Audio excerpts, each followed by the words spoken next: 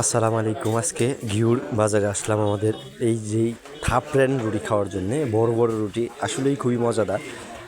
আসলে আমাদের এলাকার মানুষ আগে নৌকা নিয়ে যখন হাটে আসতেন অথবা হাটে আসতেন ঘিউরে, আগে কিন্তু প্রচুর পরিমাণ আমাদের এলাকায় থেকে এই ঘিউর হাট করার জন্য মানুষজন আসতেন। আজকে হঠাৎ করে আমাদের আসামারা ইউনিয়নের আব্দুল লতিফ চেয়ারম্যানের সাথে আসা এই রুটি খাওয়ার জন্যে। আসলেই খুবই ভালো লাগলো ওনাদের সমস্ত কিছু দেখেন অনেক সুন্দর করে, অনেক ভালো করে আসলে এই রুটি বানানো হয়।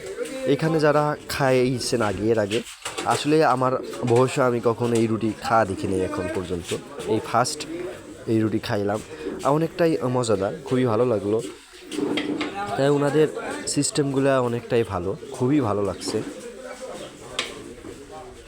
আপনাদের সবাইকে দাওয়াত রইল আমাদের ঘিউরের রুটি খাওয়ার।